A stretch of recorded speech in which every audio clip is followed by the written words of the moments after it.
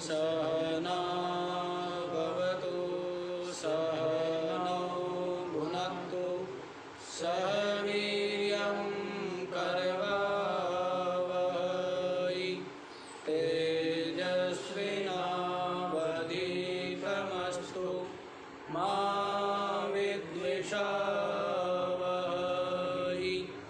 ओम शांति शांति शांति।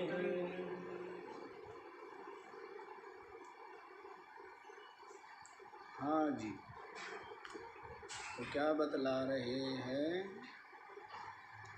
मनोमय कोश का विचार चल रहा है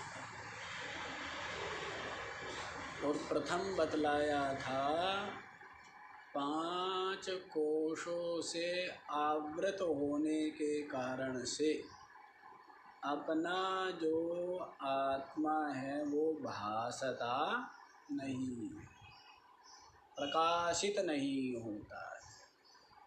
तो ये 5 कोश कौन कौन से है ये बतला दिए गए थे। और उन 5 कोशों में हम लोग 3 कोशों का विचार कर चुके हैं, कर रहे हैं। अन्नमय कोश दृश्य है, दृष्टा नहीं हो सकता, इसलिए आत्मा नहीं, जड़ है, चेतन नहीं है। इसी प्रकार से कर्मेंद्रिया सहित जो ये प्राण हैं, जिसको प्राणमय कोश कहते हैं, ये भी आत्मा नहीं हो सकता जड़ दृश्य होने के कारण से। ये जो 5 ज्ञानेंद्रिया और मन है, संकल्प विकल्प रूप वृत्ति, तो इसका नाम मनोमय कोश है। समस्त विकल्पों का हेतु है, सारे विकल्प इससे ही, इसी से है, हैं? जन्म मरण नाम आकार रूप संज्ञा सब किससे है? सारे विकल्प और सारी भिन्नता, जितनी भी भिन्नता है, भेद है, नानापना है, अनेकत्व है, उसका हेतु आपका ये मनोमय कोश ही है। बड़ा ही बलवान है, बड़ा ही क्या है, और सब कुछ इससे ही उत्पन्न होता है। और प्रलय कहिए या सुषुप्ति काल में कहिए, सब कुछ इसमें ही विलीन हो जाता है, सबको अपने में विलीन कर लेता है। और इसको ही अविद्या कहा है। क्या बोला है कि मन के अतिरिक्त अविद्या और कुछ नहीं है, ये मन ही अविद्या है, यही संसृति का हेतु है। और कल बतलाया था कि जो असंग चिदरूप है, जिसमें किसी प्रकार की आसक्ति नहीं है, राग नहीं है, ऐसा अपना ज्ञान स्वरूप चिद स्वरूप जो आत्मा है, उसको विमोहित करके, इसकी व्याख्या कल हो गई है, विमोहित नहीं कर सकता है, लेकिन जो साधारण बुद्धि वाला जिज्ञासु है उसको समझाने के लिए कहते हैं कि आत्मा को विमोहित करके क्या करता है, देह इंद्रिय प्राण आदि के साथ में बांध देता है। उनमें अहमता ममता करके अनात्म, इन देह इंद्रिय प्राण आदि में अहमता ममता करके इस जीवात्मा को निरंतर विभिन्न लोक, विभिन्न शरीर, विभिन्न स्थानों में ये निरंतर भटकाता रहता है। कौन? ये मन ही। कौन? ये मन ही। तो फिर बतलाया है कि अध्यास जो दोष है, सबसे बड़ा दोष क्या है? अध्यास। अनात्मा में आत्मबुद्धि, अनात्मा जो ये देह इंद्रिय प्राण अंतःकरण आदि है, ये सब के सब अनात्मा, सबके सब जड़ है, सबके सब विकार है, सबके सब दृश्य है, सबके सब पर प्रकाश्य है। लेकिन इनमें क्या हो जाती है? आत्मबुद्धि हो जाती है। तो इनमें ही चेतन बुद्धि, इनमें ही दृष्टा बुद्धि। मैं देखता हूँ, अब आप मैं कह रहे हो और देखने वाला किसको कह रहे हो? शरीर को। गाड़ी को मैं देख रहा हूँ, आप आत्म रूप से नहीं कह रहे, आत्म दृष्टि से नहीं कह रहे, किससे कह रहे? मैं देखता हूँ, मैं करता हूँ, मैं चलता हूँ, मैं खाता हूँ। तो ये सब उपाधि को लेकर के कह रहे हैं ना। उपाधि से रहित हो करके तो नहीं कह रहे हैं, नहीं जानते ही नहीं है। तो इसलिए जो दृश्य इसी को दृष्टा मान लेता है, और दृश्य कभी दृष्टा नहीं हो सकता है। कुछ बातें, ये जो बातें विशेष रूप से कही जा रही है, पंचकोश के विचार में जो बातें कही जा रही है, इन बातों को बुद्धि में अच्छे से टिकाना चाहिए कि दृश्य जो है वो कभी दृष्टा नहीं हो सकता। और ये सब क्या है? ये दृश्य है। दृष्टा हो सकते हैं क्या? नहीं हो सकते। दृष्टा तो दृश्य से सर्वथा विलक्षण होता है, सर्वथा भिन्न होता है। ये बात बिल्कुल स्पष्ट होनी चाहिए आपकी बुद्धि में। ऐसा बिल्कुल सुस्पष्ट निश्चय होना चाहिए। तो वैसे ही जो अनात्मा है उनमें आत्मबुद्धि हो जाने से चेतनपना, दृष्टापना है, और सुखपना और आत्मपना और नित्यपना किसमें भासता है, किसमें आरोपित करता है? अनात्मा। किसमें आरोपित करता है?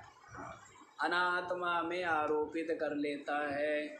इसमें अहमता ममता कर लेता है, जबकि ना ये अहम रूप है और ना ये मम रूप। अहम रूप भी नहीं है, मैं भी नहीं है, मेरे भी नहीं है, मैं भी नहीं और मेरे भी नहीं है। पंचभूतों के विकार है ना। और मेरे होवे तो मेरे अनुसार चले। तो इनमें कुछ भी ना मैं है ना मेरा है। ये इनमें क्या है? ये भिन्न है, दृश्य है, विकार। मैं मेरा इसमें कुछ भी नहीं है। लेकिन अध्यास के कारण से पुरुष को क्या होता है? इसमें अहमता ममता होती है। इसके फलस्वरूप संसृति ही जन्म मरण होता है। क्या होता है? जन्म मरण की प्राप्ति होती है। और अध्यास जो बंधन है अमुना एव कल्पिता, इसके द्वारा ही कल्पित है। किसके द्वारा? मन के द्वारा, इसके द्वारा कल्पित है।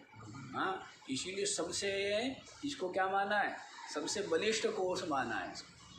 अन्नमय कोष का स्वरूप बतलाया और संक्षेप में ही बतला दिया। प्राणमय कोष को भी बहुत संक्षेप 2-3 श्लोकों में बतला दिया। और मनोमय कोष को क्योंकि बड़ा बलवान है। सब लोग क्या है? कहते हैं मन के हाथों गुलाम है, परतंत्र है, परेशान है। इसीलिए इसको विस्तार पूर्वक समझा रहे हैं, समझ में आ जाए। क्या आ जाए? समझ में आ जाए, बैठ जाए बुद्धि में। ये जो अध्यास बंधन है इस मन के द्वारा ही कल्पित है। रजोगुण और तमो रूप दोष से युक्त जो अविवेकी है, ऐसे अविवेकी को ही मोहित करता है। ये सबको थोड़ा करता है। ये जो मन है ना, इसको मोहित करता है अविवेकी को। विवेकी को नहीं। ये उछल कूद करता है, करे, लेकिन विवेकी देखता है मैं देख रहा हूँ तेरा सब तमाशा। जैसे यदि मूढ़ स्वामी हो और सेवक चतुर हो तो क्या करता है? सेवक उसका उल्लू बनाए रहता है। मूर्ख स्वामी का सेवक क्या बनाए रहता है? और यदि स्वामी जो है वो क्या हो, विवेकी हो, समझदार हो, तो वो उल्लू बना सकता है क्या उसका? हैं? वो फिर सेवक बन के रहता है, आज्ञाकारी बन के रहता है। तो वैसे ही है अविवेकी का, तो ये बन के रहता है मालिक, मन। अविवेकी का क्या बन के रहता है? और जो विवेकी है उसका क्या बन के रहता है? सेवक है। क्योंकि उसको पता है मन को, तेरी सारी उछल कूद देखी जा रही है, तेरी सारी चालाकी, चपलता, चतुराई देख रहा है कोई साक्षी बैठा हुआ है। आदमी गड़बड़ कब करता है? कोई देख नहीं रहा है, कोई देख तो नहीं रहा है। और जब कोई देख रहा है तब तो बैठेगा भी सभ्यता से, बोलेगा भी सभ्यता से, है ना। और बाकी सब आचरण भी कैसे करेगा। और जब कोई नहीं देख रहा है तब तो जो है चलता चलता खाएगा, है, लेटा लेटा खाएगा, है, और भी कुछ भी अव्यवस्थित करेगा, मर्यादित नहीं करेगा। लेकिन जो देख रहा, जानता है कि देखा जा रहा है निरंतर, तो साक्षी देख रहा है ना। जब ये निश्चय निर्णय हो गया कि देखने वाला साक्षी इस मन बुद्धि प्राण इंद्रिया शरीर सबको देख रहा है, तो फिर ये शर्मा जाते हैं। ये कहते हैं ना कि ये आपका जो मन है ना, ये जो होते हैं ना कुलीन घर की जैसे स्त्री होती है, कुलीन घर की स्त्री जिस प्रकार से अपने किसी वृद्ध बड़े को देख करके संकोच को प्राप्त होती है, ऐसा पर्दा कर लेते, संकोच करते, तो वैसे ही आपका ये जो मन है ना, ये जब जानता है कि तू देखा जा रहा है, साक्षी देख रहा है, तब ये भी छिप जाता है। तब क्या होता है? ये भी छिप जाता है, आत्मरूप हो करके विलीन हो जाता है। देखा गया, संकोच करते हैं ना, है? जैसे कुछ नहीं है, ना सर पे कपड़ा है ना कुछ है, लेकिन अपने कोई पूज्य आए, आदरणीय आए, तो तुरंत क्या कर लेते हैं? व्यवस्थित कर लेते हैं ना वस्त्र आदि को। तो वैसे ही है ये मन, कि जब इसको देख रहा है कि साक्षी देख रहा है तेरे को, तो फिर ये संकोच को प्राप्त हो जाता है, चंचलता, चपलता, और ये जो सब कुछ छोड़ देता है, शांत हो जाता है, बिल्कुल शांत हो जाता है। जैसे कर्मचारी जो है, बड़ा कोलाहल हो रहा है, लेकिन जब देखा कि मालिक आ गया है, तो सबके सब चुपचाप हो करके अपने अपने कर्म में लग जाते। वैसे ही ये जो मन है, जब देखता है कि साक्षी तो अलग है, देख रहा है, तो शांत हो, फिर शांत हो जाता है। तो ऐसा है ज्ञानी के, तो ये सेवा करता है, ज्ञानी की हर प्रकार से सेवा करता है, शांत प्रसन्न, कैसा रहता है? ये भी शांत रहता है, प्रसन्न रहता है, आनंदित रहता है, समस्त इच्छा, आशा, वासना, तृष्णा सबसे रहित हो करके रहता है, अच्छा बच्चा बन के रहता है। और जो अविवेकी है उसके लिए शरारती बच्चा बन के रहता है, ये चाहिए, अब ये चाहिए, अब ये चाहिए, अब ये चाहिए, देते रहो, कभी चॉकलेट दो, कभी फल दो, कभी टॉफ़ी दो, हैं, मांगता ही रहता है ना। लेकिन ज्ञानी से कुछ नहीं मांगता है, ज्ञानी से कुछ भी नहीं मांगता है, और अज्ञानी को चैन से नहीं बैठने देता है, उसको चलने नहीं देता ज्ञानी। ऐसे होता है ना। अज्ञानी को जैसे बालक होता है, माता को बैठने ना दें और पिता के सामने उठे नहीं, हैं, पिता डांट देंगे ना, माता को तो बैठने नहीं देगा, अब ये चाहिए, ये चाहिए, ये चाहिए, और पिता के सामने खुद नहीं उठेगा, बैठा रहेगा चुपचाप, हैं। वैसा ही है ये मन, अविवेकी को तो खूब भटकाता है, और विवेकी के सामने शांत हो करके विलय को प्राप्त, विलय। और अज्ञानी के लिए यही जन्म मरण संयोग वियोग सुख दुख आदि जो है उनका कारण ये मन है।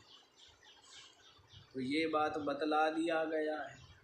अब जितना ये विस्तार बताया है उसका पिंडीभूत अर्थ बतला रहे, उसका जो सार है ना, सार अब बतलाते। अभी भी जो बतलाया वो सार ही था, अब तक भी जो बतलाया है वो सार ही है? लेकिन यहाँ पर और उसको संक्षेप में करके बतला रहे हैं।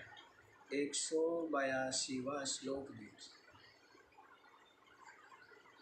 अतः प्राहुर्मनो विद्यां पंडितास्तत्त्वदर्शिनः येनैव भ्राम्यते विश्वं वायुनेव भ्रमण्डलम्। अतः प्राहु मनः अविद्यां पंडितः तत्त्वदर्शिनः येन एव भ्राम्यते विश्वं वायुना इव अभ्रमण्डलम्। अतः, अतः आ गया ना, जहाँ पर अतः आए या तस्मात् आए, इसलिए, ये किस लिए होते हैं?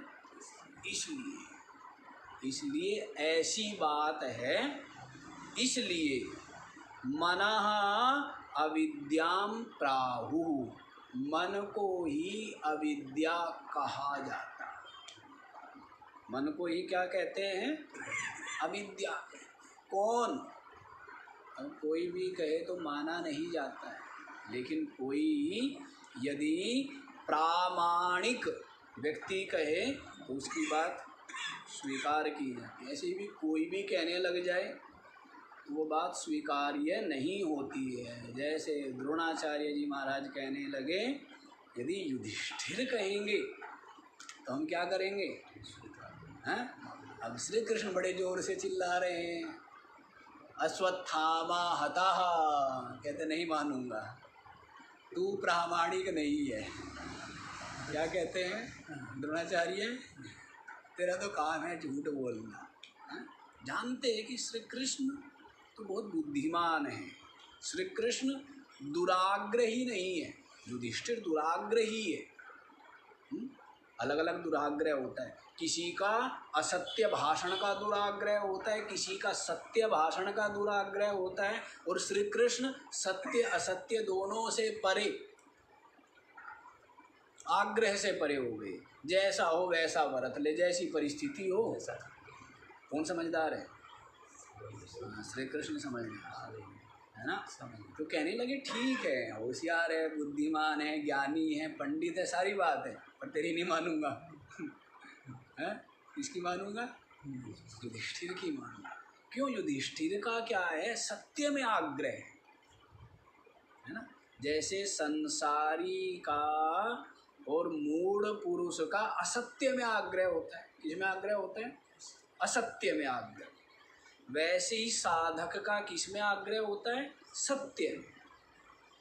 साधक का किस में आग्रह होता है? सत्य में। और जो ज्ञानी है वो दोनों ही आग्रहों को छोड़कर, आग्रह तो उसका केवल अपने आप में, अपनी आत्मा में है, और बाकी सब तो वो जानता है, खेल है, लीला है, नाटक है, अभिनय है, सबका सब क्या है? तमाशा। इसलिए उसका आग्रह नहीं होता है, वो जैसा समय हो वैसा व्रत ले। क्या मतलब है? कि ऐसे आग्रह ही करना है, ऐसे व्रत ही करने हैं, है? तो अलग अलग स्थिति है। जैसे संसारी है, उसका कोई व्रत नहीं होता, कोई नियम नहीं होता। संसारी ना खाने का, न पीने का, न सोने का, न उठने का, न करने का, उसका कोई नियम सिद्धांत व्रत नहीं होता है। लेकिन साधक जो होता है ना, उसके सब क्या होते हैं? सब कुछ नियम होते हैं, सिद्धांत होते हैं, मर्यादाएं होती हैं। इसकी साधक है। और ज्ञानी, तो ज्ञानी के लिए तो कोई आग्रह नहीं, ऐसी स्थिति है। तो वैसे ही युधिष्ठिर का सत्य में आग्रह साधक है ना, श्रेष्ठ साधक है। और श्री कृष्ण तो परे हो चुके हैं सत असत से, वो तो अपनी आत्मा को उपलब्ध हो चुके हैं। वो क्या है, आत्मरति वाले हैं, आत्म संतुष्ट है, आत्म तृप्त है, आत्मा राम है। तो वो युधिष्ठिर कहने लगे कि भाई युधिष्ठिर की मानेंगे हम, तो वही प्रमाण है। तो वैसे ही सब लोग प्रमाणित हैं, प्रामाणिक नहीं होते हैं, अलग अलग जगह पर अलग अलग प्रामाणिक होंगे। संसार व्यवहार में जो संसारी जीव है वे प्रामाणिक है, वो बताएंगे ऐसे रोटी बनती है, ऐसे ये कार्य होता है। और जो शुद्ध आचरण, पवित्र आचरण, उसके लिए साधक लोग प्रामाणिक होते। कौन प्रामाणिक होते? साधक लोग। और जो ज्ञानी है वो किसके लिए प्रामाणिक है? किसमें प्रामाणिक है? ज्ञान के लिए, आत्मनिष्ठ। उसको ज़्यादा जो आप व्यवहार या जो साधन की जो मध्यावस्था है उसकी ज़्यादा वो नहीं बता पाएगा, क्योंकि वो उसका विषय नहीं होता है। वो कहते पढ़ा तो था हमने कभी, पर अब ये हमारा विषय नहीं है, भूल गए। अब तो हमारा विषय क्या है कि भाई आत्मचिंतन करो, वैराग्य से युक्त होकर, समस्त दृश्य की राग आसक्ति से रहित होकर केवल आत्मचिंतन, केवल आत्मानुभूति, केवल आत्मा में मत, उसमें प्रमाण। तो देखो यहाँ पर कहा जा रहा है कि मन को अविद्या कहते, अतः इसलिए मन को ही क्या कहते हैं? अविद्या कहते हैं, क्योंकि यही इसके द्वारा यह अध्यास कल्पित है। और अध्यास से ही अनात्मा में आत्मबुद्धि हुई है, इसीलिए ये मन ही अविद्या है। कौन कहते हैं? पंडिता तत्वदर्शिनः, जो पंडित लोग। कौन कहते हैं? जो तत्वदृष्टा, तत्व का दर्शन जिन्होंने कर लिया है। कौन तत्वदर्शी है? आत्म तत्व, चेतन तत्व का जिन्होंने अनुभव कर लिया है। देखने का मतलब ऐसे तो है नहीं, ऐसे ही मानता है ना व्यक्ति कि भगवान को देखना मतलब इन आँखों से जिसने क्या कर लिया है, भगवान को देख लिया है, ऐसा मानते। लेकिन यहाँ पर ऐसा नहीं। तत्वदर्शी का मतलब है जिन्होंने चेतन तत्व, आत्म तत्व का अनुभव कर लिया। ऐसी अनुभूति संपन्न साक्षात अपरोक्ष जिनको हो गया है, ऐसे जो तत्वदर्शी पंडिता, जो पंडित होगा वही तत्वदर्शी होगा। क्या? तत्वदर्शी होने के लिए पहले क्या बनना पड़ेगा? पंडित बनना। पंडित का मतलब पंडा, पंडा कहते बुद्धि। पंडा किसको कहते हैं? बुद्धि। कैसी बुद्धि? आत्म विषयणी बुद्धि इति पंडा, जिसकी बुद्धि निरंतर आत्मचिंतन में लगी हुई है, विचार में लगी है, मनन में लगी है, बाहर सब ओर से हट गई है, सबके सब अनात्मा से हट करके जिसकी बुद्धि किसमें लगी हुई है? आत्मा के श्रवण मनन निधिध्यासन में लगी हुई है, ऐसी बुद्धि को क्या कहते हैं? पंडा। और ऐसी बुद्धि वाला जो होता है उसको क्या कहते हैं? पंडित। ऐसी बुद्धि वाले को क्या कहते हैं? पंडित, है ना। इस पंडित के पीछे, पंडित यूँ थोड़ा बन जाता है व्यक्ति, कितनी साधना, कितना तप, कितना संयम, कितनी अंतर्मुखता, कितना चिंतन, कितना स्वाध्याय, कितना गुरुजनों की सेवा,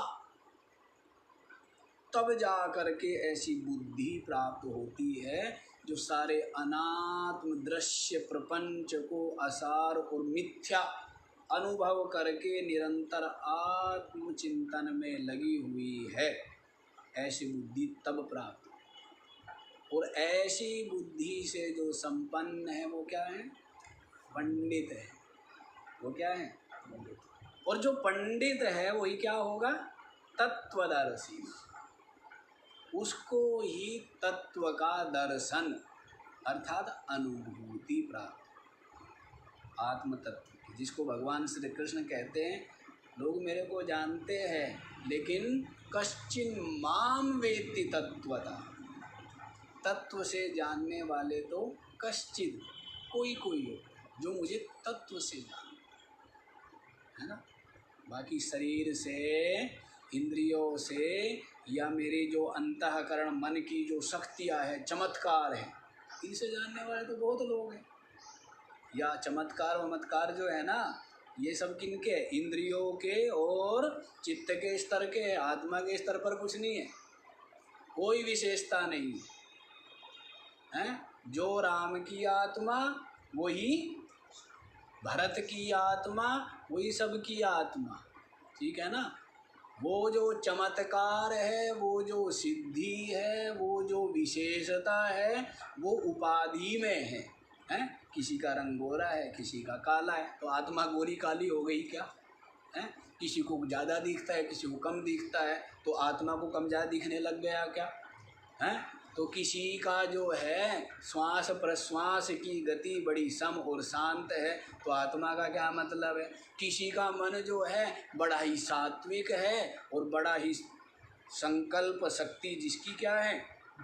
बड़ी मजबूत है, और जिसने तप संयम आदि के द्वारा, योग साधनाओं के द्वारा अनेकों सिद्धियाँ प्राप्त कर ली है, अनेकों उपलब्धि प्राप्त कर ली है, तो वो सब चित्त के स्तर पर ही है, आत्मा का इनसे कोई संबंध नहीं। श्री कृष्ण चमत्कारी थे, और जो है वो जो संत है वो बिल्कुल चमत्कारी नहीं है, लेकिन आत्म रूप से कोई भेद है क्या?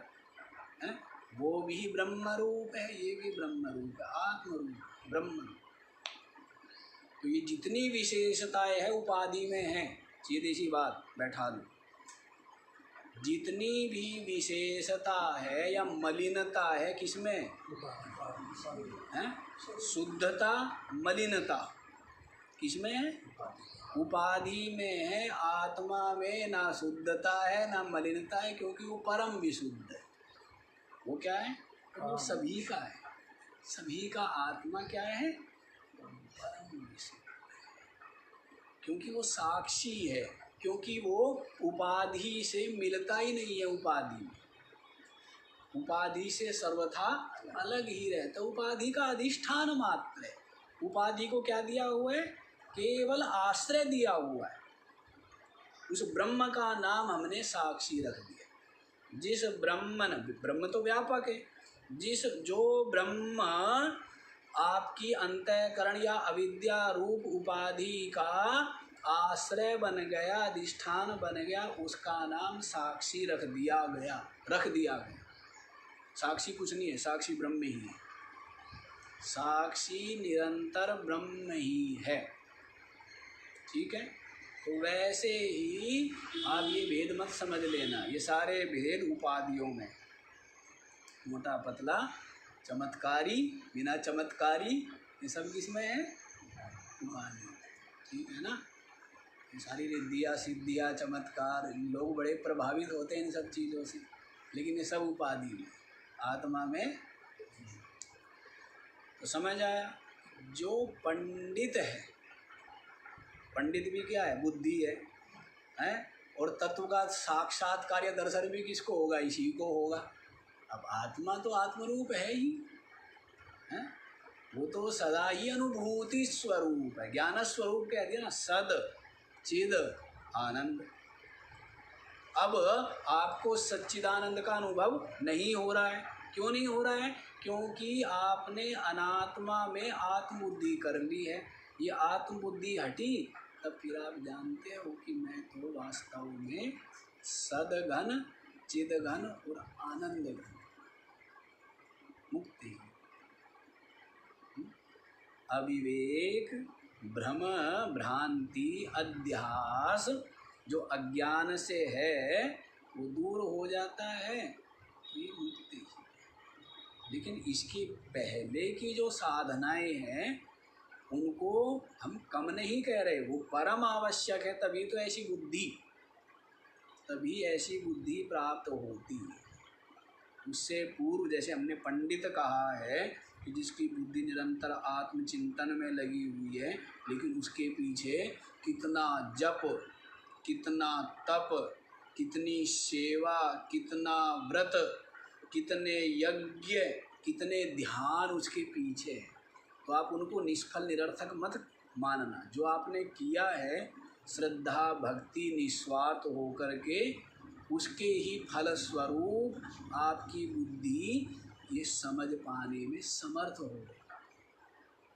तो आपने जो कुछ भी किया है निस्वार्थ भाव से सत्कर्म, वो कुछ भी निष्फल नहीं। और अभी भी जो आप करते हो वो कुछ भी निष्फल नहीं होता है। स्वार्थ युक्त जो करें वो तो बांधता ही है, और स्वार्थ रहित जो भी आप जप ध्यान विचार जो भी आप कर रहे हैं वो सब के सब आपके चिंतन में सहायक है ना। हाँ, उसी से धैर्य आता गया, उसी से ही अंतर्मुखता आती गई, बुद्धि निर्मल होती गई, सूक्ष्म होती गई है। सत्संग की रुचि हो, बैठना हो, ये सब धैर्य, ये सब संतोष, ये सब विवेक कहाँ से मिला है? वो जो आपने साधन करते गए। और उन सब का आधार तो देखो सत्संग। जप करो, भक्ति करो, झूठ मत बोलो, सत्य बोलो, ये सब बातें कहाँ मिलती है? सज्जनों के संग से मिलेगी ना ये बातें भी, ये सब ज्ञान भी कहाँ मिलेगा? तो आधार तो सत्संग। यज्ञ करो, ये भी कौन कहेगा? कोई दुष्ट तो कहेगा नहीं, कोई संत सज्जन ही कहेगा ना कि क्या करना चाहिए। भाई तीर्थ यात्रा करो, भाई स्नान करो, आप यज्ञ करो, आप जप करो। ऐसी जो उपदेश प्रेरणा है वो भी कौन देगा? कोई सज्जन पुरुष देगा ना, या दुर्जन देगा? तो इसलिए संगति का तो महत्व विशेष, संगति से ही सब परिवर्तन होता गया। इसका परिणाम ये है। अच्छा जी, देखिए जो पंडिता तत्वदर्शी है वे लोग मन को ही क्या कहते हैं? अविद्याम प्राहु। अविद्या कहते हैं, मन ही अविद्या। ये न एव भ्राम्यते विश्वम, ये न माने जिस मन के द्वारा ही, मन रूप अविद्या के द्वारा ही विश्वम, ये जो संपूर्ण विश्व है भ्राम्यते, घुमाया जा रहा है। ये जो विश्व है, विश्व का मतलब संपूर्ण जीव समुदाय। विश्व का मतलब क्या है? संपूर्ण जीव समुदाय, जिसके द्वारा ही निरंतर भ्रमाया जा रहा है, भटकाया जा रहा है। किस प्रकार से? वायुना इव अभ्रमंडलम, जिस प्रकार से वायु बादलों के समूह को यहाँ से वहाँ, वहाँ से वहाँ, वहाँ से वहाँ निरंतर क्या करती रहती है? भरमाती रहती है ना, घुमाती रहती है, घुमाती रहती है। इसी के बादल चले गए और फिर आ गए हैं, इधर की हवा चली चले गई, और फिर उधर से हवा आई आ गई, फिर वर्षा फिर शुरू हो गई। तो जिस प्रकार से वायु मेघ पंक्ति को क्या करती है? घुमाती रहती है, इसी प्रकार से ये जो मन रूप अविद्या है, इन संपूर्ण जीवों को घुमाता रहता है विभिन्न लोकों में, विभिन्न शरीरों में, कर्म फल भोगार्थ। क्या है? बड़ा विचित्र काम है, विचित्र काम। कर्म करता खुद है, हैं? मन का ही तो है ना। पीछे क्या बदलाया? स्वकृत्येषु फलोपभुक्तिषु, करता स्वयं है, दोष आत्मा पे डाल देता है। आत्मा इतना मूढ़ है कि सारे दोष अपने पे ले। तादाद में ऐसा हो गया ना, किया किसने? मन ने, शरीर ने, इंद्रियों ने। दोष किसके ऊपर? आत्मा के ऊपर हैं। तो कहते मैंने किया, मैं भोगूंगा, मैं पुण्यात्मा, मैं पापी, जबकि कोई संबंध नहीं आत्मा का, पर व्यामोह ऐसा डाल दिया ना। आत्मा वहीं बैठा हुआ है, व्यापक है, कहीं आया गया नहीं है, लेकिन उसको भ्रांति क्या हो रही है? मैं चला गया स्वर्ग में, उसके पश्चात फिर मैं अपने पापों का फल भोगने चला गया नरक में, उसके पश्चात फिर जो है मैं दुख भोगने के लिए पैदा हो गया चांडाल के घर में, जहाँ पर कुपोषण, भूख हैं और कीड़े और दुर्गंध और गर्मी और गंदगी, फिर वहाँ कष्ट होगा। तो फिर ऐसे कष्ट भोगता रहा और नींद खुली तो देखता क्या है? वही बात है, नींद खुलनी है केवल क्या है? ये जो अज्ञान निद्रा में जगत स्वप्न दिख रहा, क्या अज्ञान नींद में क्या दिख रहा है? ये जगत रूपी स्वप्न दिख रहा है। और सुखी दुखी, संयोग वियोग, लाभ हानि, निंदा स्तुति, मान अपमान सब बने। ठोकर लगी, ऐसी ठोकर मारी महात्मा ने, ऐसा डंडा मारा जोर से, तू आत्मा है, तू ब्रह्म है, तू जग जा निज रूप में। तो फिर क्या देखता है कि महाराज बड़ी कृपा करी आपने, पिंड छुड़ा दिया, बुरी दुर्गति हो गई सपने में, बड़ा कष्ट में, बड़ी विपत्ति में, वो स्थिति है। तो आत्मा में आना जाना नहीं है, ये व्यापक है। आना जाना किसका है? ये भ्रम से है, उपाधि में, और वास्तव किसमें? मुझ में, कि मैं आया और मैं गया और मैं अब उस शरीर में हूँ और मैं उस शरीर में, और किसी शरीर में नहीं हो आप किसी शरीर में नहीं हो। आपकी सत्ता से ये शरीर, इंद्रिया, मन, प्राण आदि खड़े होकर के अपने अपने कर्म कर रहे हैं, ठीक है ना? ये शरीर के द्वारा हो रहे, इंद्रियों के द्वारा, प्राणों के द्वारा, अंतःकरण के द्वारा हो रहे। आपका कोई संबंध नहीं, आप केवल साक्षी हो, ना आप करने वाले हो, ना आप भोगने वाले हो। सीधी सी बात, समझ लो, ये समझ में आ जाए। लेकिन अब मैं आपको समझाऊंगा, आपकी समझ में आ जाएगा, ऐसा नहीं। जब आप समझने की कोशिश करें, जब आप स्वयं विचार करोगे, जब स्वयं चिंतन करोगे, तब स्वयं आपको अनुभूति होगी। मेरे समझाने से क्या कोई समझ में नहीं आए? हाँ, ये आपके चिंतन का, विचार का आधार बन जाए। ये उपदेश जो है आपके चिंतन का, विचार का क्या बनेगा? आधार बनेगा। लेकिन अनुभव तो आपका स्वयं का होगा, तो ही आपको विश्रांति मिलेगी। उससे पहले विश्रांति मिलने वाली ये बात है जी। यूँ आत्मा में आना जाना नहीं, वो क्या है? व्यापक है और कैसे भ्रम में पड़ा हुआ है, नचा रहा है। कौन? ये मन नचा रहा है, जो कि कुछ भी नहीं है। उस व्यापक को, सच्चिदानंद को, जो ज्ञान घन है, उसमें है सब कुछ इसमें, और भास रहा है किसमें? मुझ में। भास रहा है आत्मा में, और है सब कुछ उपाधि में। सब कुछ उपाधि में। समझ लो और निश्चय करो, विचार करो, निश्चय करो। और तो कोई काम ही नहीं है कि बाकी काम तो कराए। वो अज्ञानियों वाले रोने धोने, करने धरने, भागने दौड़ने, हैं, इकट्ठा करने, ये करने वो करने, सब तो कराए। अब तो काम क्या है? ये विचार ही करना। यही बड़ा कार्य, यही महान कार्य है, यही महान कार्य, यही करिए। अच्छा जी, तो जिस प्रकार से वायु मेघ समुदाय को भरमाती रहती है, इसी प्रकार से संपूर्ण अविवेकी जीवात्माओं को ये जो मन रूप अविद्या है, यही भरमाती है। सब भरमा सब लगे हुए हैं ना, सब दौड़ रहे हैं।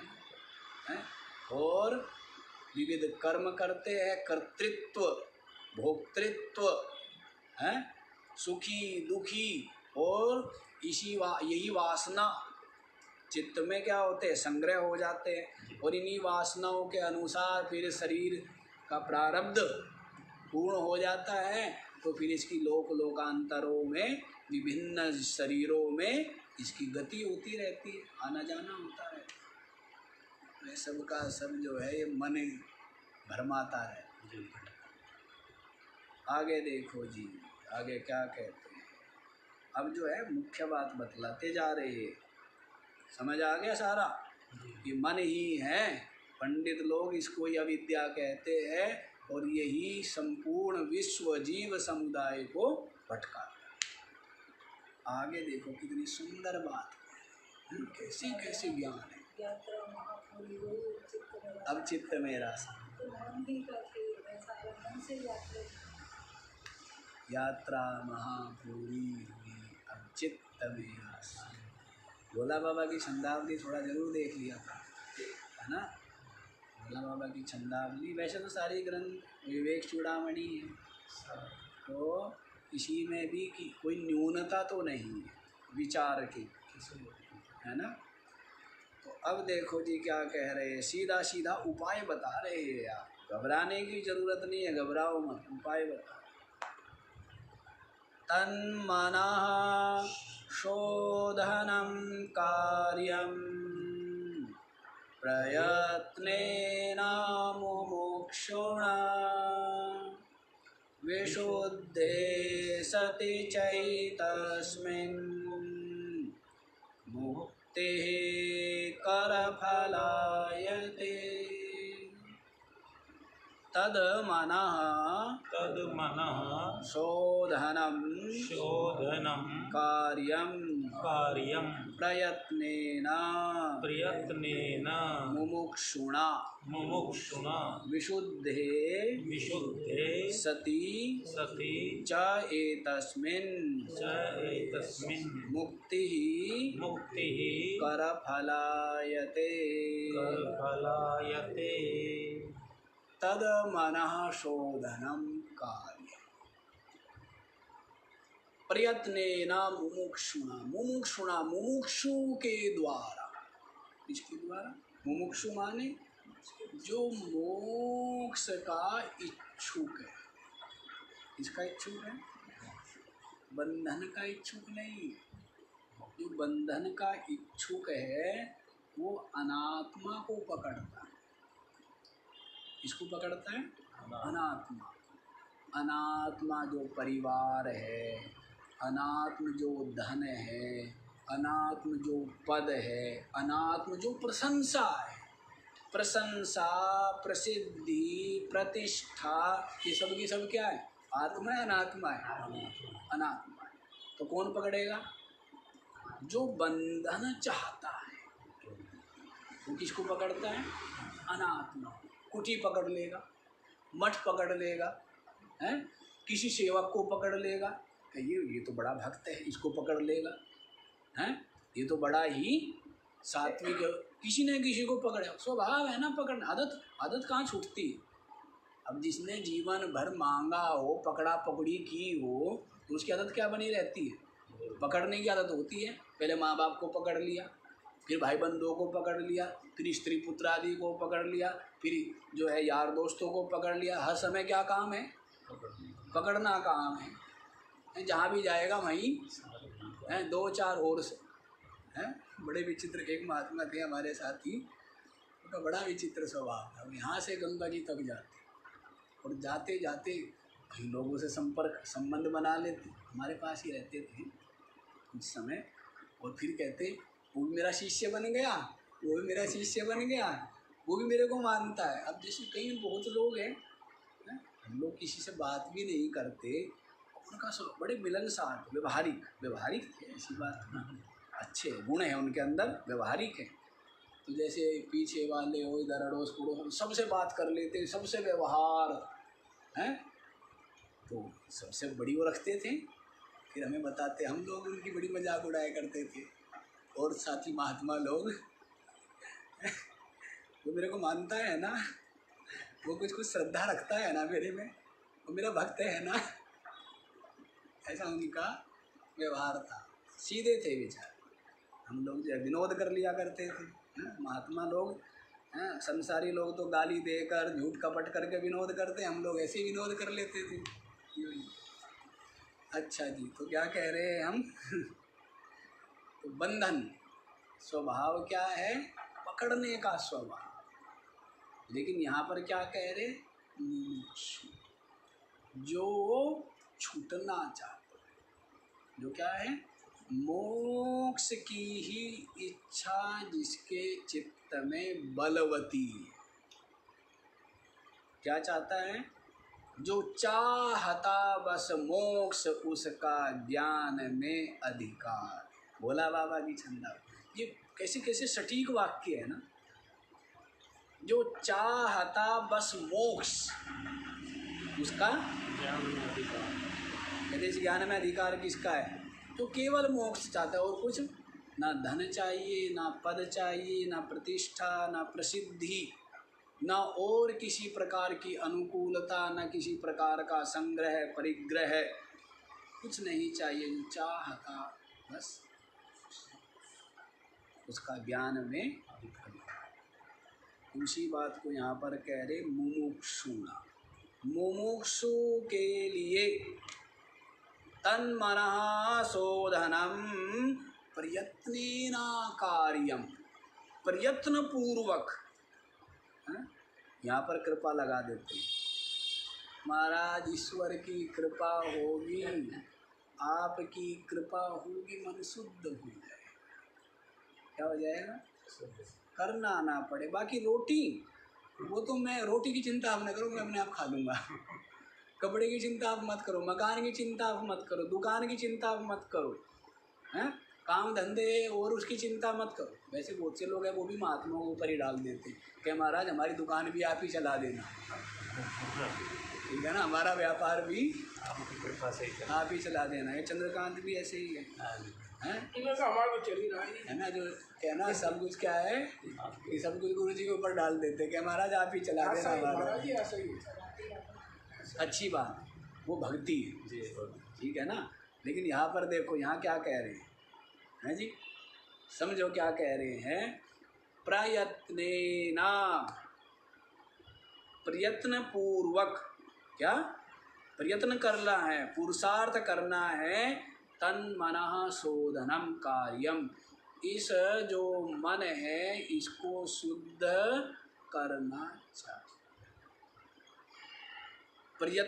प्रयत्नेन, पूरा प्रयत्न करके, सामर्थ्य, पुरुषार्थ, पूरा पुरुषार्थ करना पड़ेगा। हर समय तो जप करो, नहीं तो स्वाध्याय करो, नहीं तो सत्संग सुनो, नहीं तो विचार करो, नहीं तो सेवा करो। हर समय लगे रहो, लगे रहो, लगे रहो, तब जाकर के क्या होगा? ये तब शुभ। और यहाँ इसको दे दिया मौका, अपनी मर्जी से खाएगा, अपनी मर्जी से पढ़ेगा, तो बस फिर आलस में ही, तमोगुण में ही डूबा रहेगा, तमोगुण से ही ढका रहेगा। इसलिए कह, पीछे भी कहा था, पीछे भी कहा था ना, क्या बोला था? प्रयत्नेन अतो विमुक्त्यै प्रयतेत विद्वान। वहाँ पर क्या था? इसलिए विवेकी को मुक्ति के लिए क्या करना चाहिए? प्रयत्न करना चाहिए। और वहाँ प्रयत्न क्या बतलाया था? दो ही प्रयत्न करना है, अनात्मा का त्याग करना है और आत्मा का ग्रहण करना है। मतलब उसमें ही अपने मन बुद्धि को लगाना है, यही प्रयत्न है। वहाँ पर क्या बतलाया था? ये तो बताया था ना कि बाह्य जो पदार्थ है उनमें जो सुख बुद्धि है, अर्थात राग, प्रीति, आसक्ति, उसका परित्याग करना, एक तो कार्य ये है। हाँ जी, क्या कार्य बतलाया है? अनात्म दृश्य में जो सुख बुद्धि है, राग है, प्रीति, सुख बुद्धि और प्रीति क्यों है? इसी कारण से राग, इसी कारण से राग। तो उस राग का त्याग करना और अपने इस चित्त को आत्मचिंतन में लगाना, ये दो ही तो कार्य हैं। तो वहाँ पर भी, यहाँ पर भी यही कह रहे हैं कि प्रयत्न पूर्वक मुमुक्षु को इस मन का ही शोधन करना चाहिए। शोधन की विधि आपको बता दिया है कि इसको सत्कर्म में ही, सत्संगति में ही, सद्विचारों में ही लगा करके रखे। इससे क्या हो जाएगा? ये स्वाभाविक रूप से। अभी तो कहना जबरदस्ती को रोकना राखना पड़ता है, हैं? शुरू शुरू में क्या करता है, करना पड़ता है साधक को। मन तो चाहता है संसार में जाना, मन तो चाहता है संसार में आनंद लेना, मौज मेले करना, लेकिन साधक शुरू शुरू में क्या करता है, उसको वहाँ से हटाता है, रोकता है। लेकिन धीरे धीरे इन सद संगति और सत्संग और विचार का आश्रय लेने से स्वाभाविक रूप से ठहर जाता है। फिर उधर प्रीति नहीं होती, मन को कोई काम नहीं है, शांत है, लेकिन फिर भी मन उधर क्या लेने जाएगा, क्या लेने जाएगा? जो पहले वहाँ से हटता नहीं था, अब वहाँ पर क्या करूँगा, वहाँ जाके क्या है, कुछ नहीं, मैं नहीं जाता वहाँ, क्या है वहाँ पर, ऐसा हो। तो ये किससे होगा? ये विचार से ही होगा। ये सत्संगति, सत्संग, सदग्रंथ, विचार से ही मन जो है वहाँ से उपराम हो। तो यही क्या हो गया, मन विशुद्ध हो, मन का शोधन हो। शोधन करना चाहिए। आगे देखो क्या कहते हैं, विशुद्धे सति चेतस्मिन् मुक्ति कर फलाय, एतस्मिन् विशुद्धे सति, इस मन के विशुद्ध हो जाने पर मुक्ति ही कर फलायते, मुक्ति तो हाथों में रखे हुए फल के समान प्राप्त होता है। जैसे हाथ में रखा हुआ फल तो क्या है, आपके पास है, आपका ही है, सम्मुख ही है, स्पष्ट ही है। उसके लिए आँख की, कान की, जो दूर है प्रकाश चाहिए, क्या चाहिए? लेकिन जो हाथ में रखा हुआ है, क्या नहीं मेरे हाथ में है, चिंता मत करो, अरे हीरा भी तो पड़ा था यहाँ, क्या नहीं मेरे हाथ में। तो फिर टॉर्च की जरूरत पड़ेगी, दीपक की जरूरत पड़ेगी नहीं, जब हाथ में है। तो वैसे ही इस मन के विशुद्ध हो जाने पर मुक्ति कर फलायते, मुक्ति तो हाथों में रखे हुए हैं, आंवले के लिए कहते हैं, यहाँ पर दिया, हिंदी में दिया है ना, करामलकवत, आमलक माने आंवला। अब आंवला तो आप लोग तो उतना आप लोगों को प्रिय नहीं होगा, लेकिन यदि आंवले की आप गुण को जानेंगे तो आपको भी प्रिय हो जाएगा। कि आंवला जो है पृथ्वी का सबसे बड़ा रसायन, धरती का सबसे बड़ा जो रसायन है शरीर के लिए, वो क्या है? आंवला। चाहे वात के रोग हो, पित्त के हो, कफ के हो, सब में गुणकारी क्या है? आंवला तो बहुत ज़्यादा पौष्टिक है। और आजकल बड़े शोर शराबे मचे रहते हैं विटामिनों के, अब वो सब के सब विटामिन हैं, क्या विटामिन सी और पता नहीं और भी क्या क्या ही, वो सब किसमें? आंवला खाओ, सबकी पूर्ति, सारे रसायन आगे सब मिल गए आंवले से। त्रिदोषनाशक आंवला तो ऐसा रसायन है। इसीलिए तो शंकराचार्य जी महाराज जगह जगह दृष्टांत क्या देते? आंवले का देते, ना आम का देते, क्या आम नहीं थे पहले हैं, ना सेब का देते, किसका देते हैं? आंवला। कि हाथों में रखा हुआ आंवला, आंवले की बड़ी विधियाँ है। अब आजकल नहीं होते, पहले कुछ ऐसा होता था कि किसी वृक्ष के नीचे वृक्ष का भी नाम भूल गया मैं, पलाश, शायद पलाश के वृक्ष के नीचे जड़ों खोदते थे और उसके में आंवला दबाते थे, आंवले को भर दिया जाता था, ऊपर से फिर डाल दिया जाता था, फिर कुछ मास पश्चात उसको निकाला जाता था।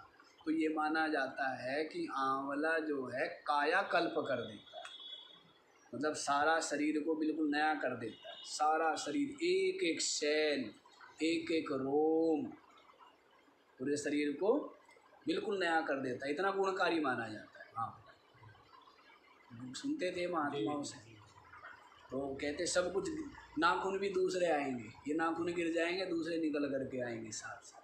तो कहने का भाव है कि जो भी पुराना है या जो भी मलिनता है, जो भी विकार आ गए हैं शरीर में, वो सब के सब समाप्त, इतना गुणकारी है आंवला।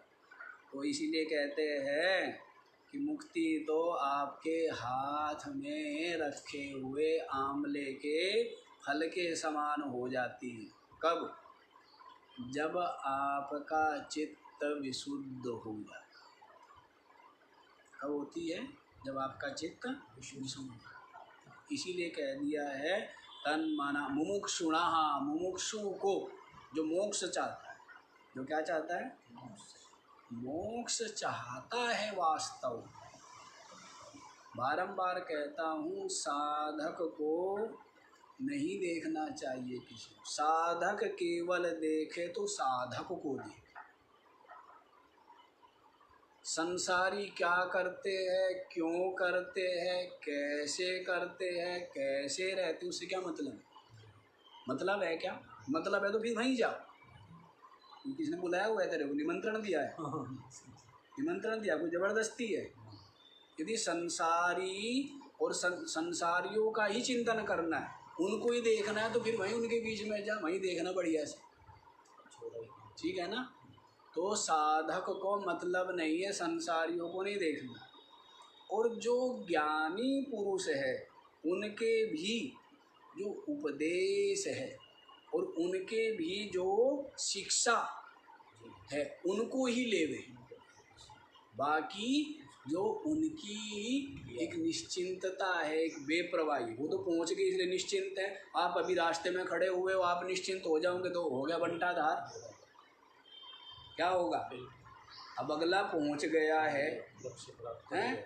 और आप भी उसकी तरह रहोगे तो क्या हो जाएगा? रास्ते में रह गए ना, यात्रा पूरी नहीं कर पाएंगे, फिर दोबारा भटको, फिर दोबारा लौटो। तो इसलिए ज्ञानी जो है उसके भी इसलिए उपदेश दे करके आचार्य कहता भी है कि भाई जो हमारे पवित्र आचरण है उनको तू ग्रहण कर लेना, और जो ग्रहण करने योग्य नहीं है, मान लीजिए शरीर के द्वारा या परिस्थितिवश जो भी त्रुटि आदि हुई हो, तो उसको ध्यान मत देना, उसको मत लेना, अच्छा ले लेना है, जिससे तेरा मंगल हो, जिससे तेरी उन्नति हो, कल्याण। तो वैसे ही साधक को केवल, और दूसरे साधक के भी गुण ही लेने हैं। साधक के क्या लेने चाहिए?